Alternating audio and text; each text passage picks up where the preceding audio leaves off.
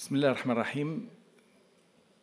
Merci beaucoup pour votre présentation, pour votre invitation. Je suis toujours heureux d'être parmi vous, messieurs, mesdames, la Forsk. Marhaba bi andkoum. Alors, il m'est demandé de parler en 20 minutes de l'insulinothérapie, de la théorie à la pratique. Naturellement, c'est une présentation qui est honorée, et donc vous avez mes liens d'intérêt qui sont juste en haut de la diapositive. L'insulinothérapie. L'insulinothérapie est quelque chose qui existe depuis 1921. Donc aujourd'hui, nous fêtons le 100e, ou cette année, nous fêtons le 100e anniversaire de la découverte de l'insuline et de tout ce qu'elle a pu nous apporter comme avantage et apporter comme avantage à nos patients.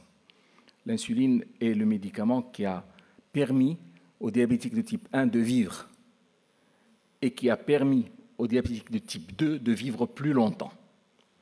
Naturellement, une fois qu'ils ont commencé à vivre plus longtemps, ils se sont trouvés confrontés à des complications.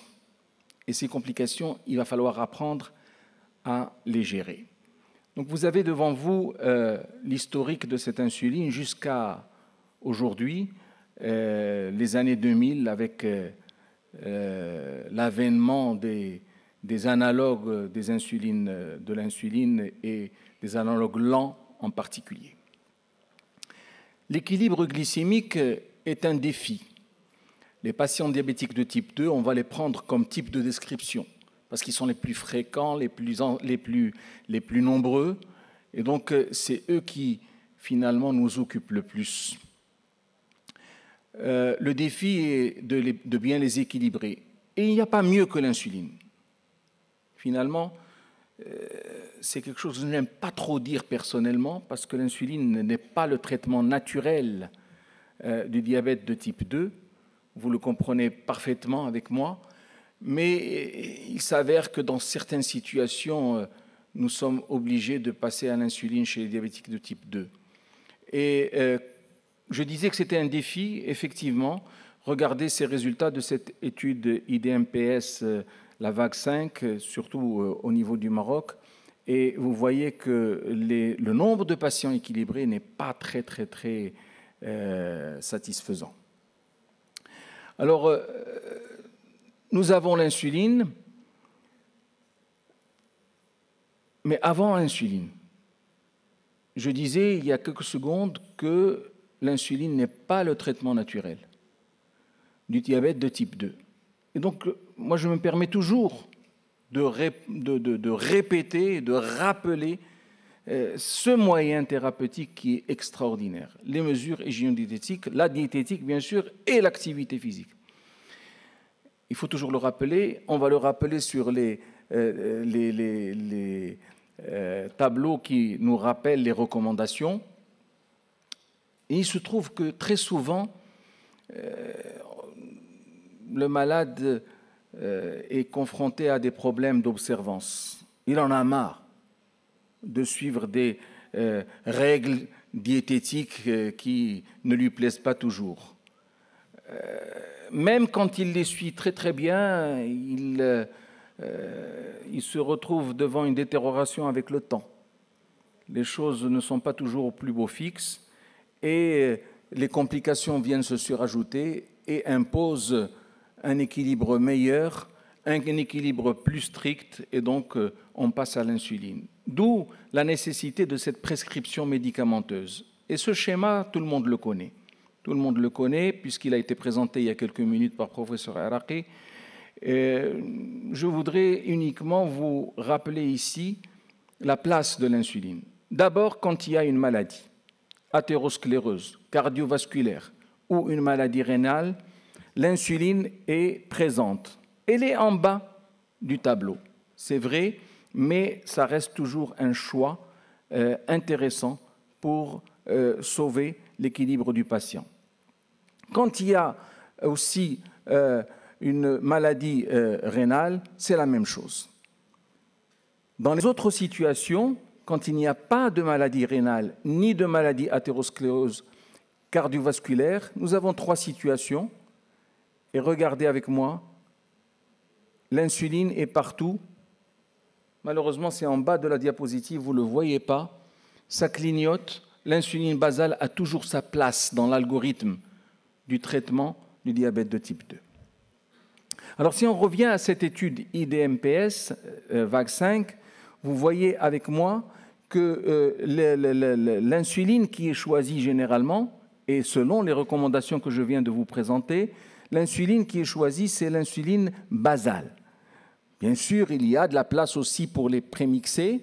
Tout le monde personne ne dira le contraire, mais voyez, le choix se porte plutôt vers l'insuline basale et on va essayer de démontrer pourquoi. Parce que l'insuline basale procure un meilleur équilibre ou procurerait un meilleur équilibre, surtout qu'on peut, après avoir utilisé la basale, introduire des insulines rapides pour venir en renfort. Mais malgré cela, l'insuline basale, vous voyez le résultat de l'étude, il y a uniquement 27% des patients qui sont bien équilibrés. Et donc, quand on utilise l'insuline basale, c'est une utilisation qui doit être faite de manière très bien dirigée, en ce sens qu'il va falloir bien optimiser votre traitement et mettre les bonnes bases, les bons fondements d'une intensification qui va venir par la suite. Donc, comment on fait pour bien optimiser? C'est de là que nous allons parler de l'intérêt de cette insuline basale. L'insuline basale, ce n'est pas uniquement les insulines lentes. On peut aussi utiliser une NPH. Je vais y revenir tout à l'heure. Mais pourquoi on choisit tout d'abord l'insuline basale par rapport au prémixé? Parce qu'elle a des avantages. L'insuline basale, c'est-à-dire celle qui est donnée le soir, avant le coucher, aide à freiner la lipolyse nocturne par la diminution de la production d'acides gras libres et la diminution de la production du glucose par le foie. Ainsi, ça permet d'améliorer la glycémie à jeun au réveil, c'est le meilleur moyen d'ailleurs, et elle favorise l'action des antidiabétiques oraux qui, je vous le rappelle, peuvent être parfaitement, comme cela a été dit il y a quelques minutes, peuvent être parfaitement associés à cette insuline basale, moins que les prémixés en tout cas. Et ça entraîne moins d'effets en cours de journée, surtout les hypoglycémies. Cette étude a permis de prouver tout ce que nous venons de dire par rapport aux avantages de l'insuline basale. Donc c'est une méta-analyse et donc nous sommes a priori, pour le moment, convaincus que l'insuline basale est le meilleur traitement pour le diabétique de type 2 au début. Bien sûr, les prémixés vont avoir leur place, on va y revenir, mais je voudrais me concentrer sur cette insuline basale. Je vous disais il y a un instant que c'est soit de la NPH, soit une insuline analogue lente que nous allons utiliser. Alors ceux qui sont déjà sous NPH et qui veulent passer sous insuline lente en pratique, puisqu'on va parler de la théorie à la pratique, ben, si le patient reçoit une NPH une fois par jour, et qu'on veut passer à la lente, on va mettre la même dose que la NPH. Si c'est une NPH qui est utilisée 2 fois par jour, on va réduire la dose de lente de 20 à 30%. Et les principes d'ajustement sont au nombre de 3. Ensuite, on va essayer d'ajuster le traitement parce que moi, je ne me prive pas de dire aux patients de manière très amicale et gentille, vous allez m'excuser, mais on va faire quelques tours de passe-passe et on va vous utiliser comme cobaye. C'est la réalité. Avec l'insuline, il faut faire des essais, et c'est le diabète, c'est le propre du diabète. On ne peut pas faire autrement. Et donc, on va ajuster petit à petit. On va éviter tout d'abord toute hypoglycémie. Ensuite, on va normaliser les glycémies du matin et c'est ce à quoi on va se tenir. Et enfin, on va normaliser la glycémie élevée du reste de la journée petit à petit. Si elles ne sont pas très très bonnes, on va trouver la cause et on va augmenter les doses d'insuline au besoin. Alors, comment on optimise l'insuline basale? Ben, c'est très simple, je vais aller très rapidement parce que je dois rester dans les temps et je me suis engagé à respecter mes 20 minutes. Ben, vous allez voir, nous nous basons d'abord sur l'hémoglobine glyquée. Si elle n'est pas aux objectifs, de deux choses l'une. Soit que la glycémie à jeun est à l'objectif, à ce moment-là, on va intensifier pour arriver, et que la glycémie postprandiale ne l'est pas, à ce moment-là, on va intensifier pour arriver à un bon résultat. Si la glycémie à jeun n'est pas à l'objectif, à ce moment-là, on va optimiser la basale, et on va s'assurer d'un certain nombre de mesures qui vont permettre aux patients d'avoir une meilleure glycémie à jeun le matin. Ça passe pas. D'accord. Ensuite, si on n'arrive pas à un équilibre qui nous satisfait vraiment, on va essayer d'optimiser les doses avec cet exemple d'algorithme. Je dis toujours, pour résumer, il faut aller du plus petit au plus grand, du plus simple au plus compliqué. Et donc, ne jamais sauter les étapes. Il faut y aller doucement, il faut monter de 1-2 unités tous les 2 à 3 jours, ou peut-être même chaque jour, en fonction de la surveillance que vous prodiguez à votre patient, et afin d'atteindre l'optimisation que vous voulez. Alors maintenant, qu'en est-il des prémixés? Les prémixés, l'étude que je vous ai présentée tout à l'heure nous en parle. Ils ont une petite place. Ils ont quelques inconvénients, la prise de poids, un petit peu plus d'hypoglycémie, mais cette diapositive ne m'intéresse pas tant que par cette dernière animation. C'est la sensibilité individuelle.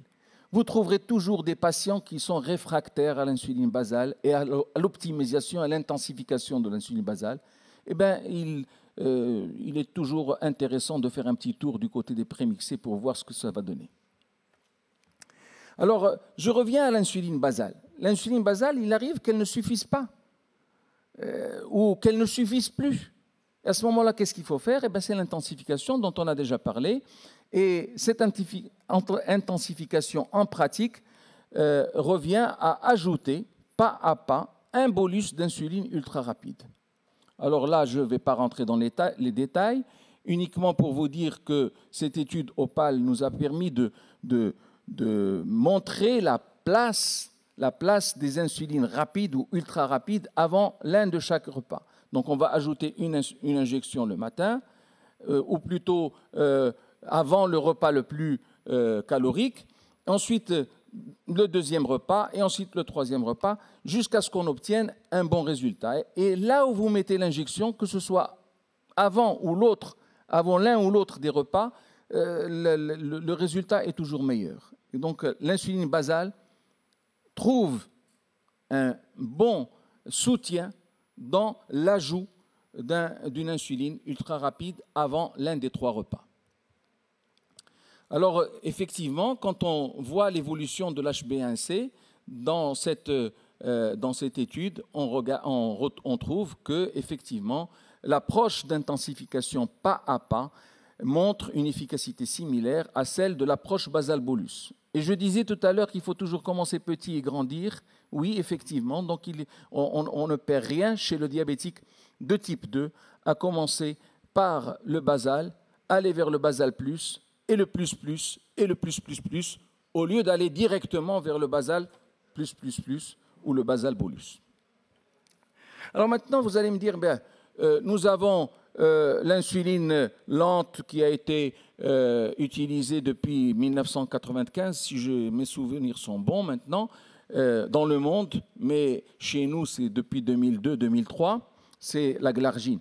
La glargine 100, on l'utilise bien. La NPH aussi est utilisée avec beaucoup de succès. Alors pourquoi fabriquer des insulines ultra lentes? Ce par quoi on nous matraque l'esprit et la tête depuis quelques mois avec des insulines qui peuvent durer jusqu'à 42 heures. leur pharmacocinétique? Il y a 3 réponses à cette question. D'abord, diminution du risque hypoglycémique. Deuxièmement, on pourrait éventuellement espérer un meilleur contrôle glycémique. Et troisièmement, on pourrait éventuellement espérer avoir moins de complications par un meilleur équilibre, puisque le meilleur équilibre est le gage d'un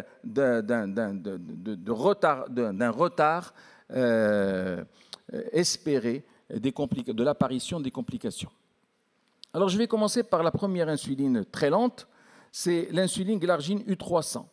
Alors, c'est une insuline qui permet, c'est de la glargine. Il ne faut rien cacher, il faut dire les choses comme elles sont. C'est de la glargine. Nous avions de la glargine 100, c'est ce qu'on utilisait avec beaucoup de succès. Et on se retrouve avec une glargine U300. On nous change juste l'intitulé. Mais il y a aussi la gouttelette qui change. Avant, il y avait beaucoup de produits que vous injectiez. Maintenant, c'est 3 fois moins de produits. Donc, la gouttelette est petite. Et donc, nous avons une surface d'échange entre le dépôt insulinique et le tissu sous-cutané qui est plus faible. Donc, ça peut être un gage de meilleure diffusion. Et cela se traduit sur le plan pharmacocinétique et pharmacodynamique par une courbe d'insulinémie beaucoup plus plate au niveau de la journée, et donc un gage peut-être, ou une assurance peut-être, je dis bien peut-être, une assurance de moins d'hypoglycémie. Alors cette insuline U300 s'avère au moins autant efficace que l'insuline U100, c'est la glargine U100. Sur le plan tolérance, elle paraît être mieux tolérée que sa grande sœur. Je ne sais pas si on va dire grande sœur ou petite sœur. Allah m'a arrête. Parce que هذيك 100 ou 300. شكون الكبير شكون الصغير الله أعلم. Bref. Donc elle est venue après, donc c'est sa petite sœur. Donc par rapport à sa grande sœur, elle donne moins d'hypoglycémie, elle est mieux tolérée, ou du moins c'est ce qui paraît. Et idem pour le poids. La prise pondérale est moins grande. Sur le plan de la sécurité cardiovasculaire, elles sont égales, et donc il n'y a pas d'avantage à prendre l'une ou l'autre, mais il y a de l'avantage à prendre l'une ou l'autre pour mieux équilibrer le patient. Alors comment on l'initie? Très rapidement, j'ai encore 4 minutes. On commence par initier le patient par 10 unités par jour, et ensuite on augmente petit à petit pour essayer d'obtenir une bonne glycémie à jeun, comme je l'ai montré tout à l'heure. Maintenant, si le patient n'est pas insulino-naïf, s'il est déjà sous insuline, qu'on veut changer, qu'on veut switcher, tout dépend du schéma qu'il a déjà. Et là, c'est uniquement pour vous dire que si jamais il est déjà sous glargine 100 et qu'on veut passer à de la glargine 300, il vaut mieux diminuer la dose de 20% pour éviter les hypoglycémies au début du traitement. La deuxième insuline lente, c'est l'insuline degludec. C'est une insuline qui est particulière parce qu'elle dure encore plus longtemps que sur le plan pharmacocinétique que la glargine U300. Alors, elle aussi, elle a une durée d'action qui est très longue, une demi-vie qui est très longue. Sur le plan efficacité et tolérance, elle a été comparée à la glargine 100 et non 300. Elle semble être presque les mêmes. Peut-être qu'elle a une meilleure tolérance, pas l'efficacité. Et sur le plan cardiovasculaire, il y a eu une étude qui a été faite et qui a permis de montrer que cette insuline est au moins neutre sur le plan cardiovasculaire. Sinon, on ne va pas parler des SGLT2 et dire qu'elle protège le cœur comme eux. Mais en tout cas, chez les patients à haut risque, elle ne semble pas présenter de contre-indication majeure. Comment on va l'initier? La même chose que pour la U300, avec une petite différence. On ne diminue de 20% que quand on veut switcher de la U300 vers la degludec. Et le troisième et dernier type d'insuline lente dont je voudrais vous parler aujourd'hui, même si ça ne répond pas vraiment à le soutien que je suis censé apporter à l'insuline U300, il y a la coformulation. La coformulation qui est un nouveau concept qui associe à la fois, qui va nous permettre de donner une insuline lente qui est la Degludec le soir ou le matin, peu importe, et de donner en même temps, dans la même injection, avec la même insuline qui est coformulée, il y a de l'insuline lente et de l'insuline ultra rapide dans le même mélange. On va donner une seule injection, donc ça nous permet d'atteindre le basal plus d'un coup, sans passer par l'étape. Mais je vous disais au début qu'il ne faut jamais être pressé, il ne faut jamais aller très rapidement, il ne faut jamais grandir sans être passé par la case, j'allais dire la case prison, la case petit. Et donc, je crois qu'une bonne maîtrise du diabète sucré de type 2, passe par l'insuline lente U300 ou Degludec, et ensuite passer au basal et essayer de trouver un mode ou plutôt un mode de cheminement vers un bon équilibre du patient. Dernière, j'ai terminé? 3 minutes. Là, j'ai 1 minute. Wallahi, ma na'tik 3. J'ai commencé à 58. Il est midi 20. Je vous ai dit que j'allais mettre 22 minutes. Vous êtes parfait. Et je suis à ma conclusion. C'est la dernière diapositive. Je voulais uniquement vous dire, faire un clin d'œil à cette insuline. Je ne sais pas ce que ça va donner, franchement. Nous avons aujourd'hui un analogue du GLP-1 qui est donné de façon hebdomadaire et qui semble donner de très bons résultats.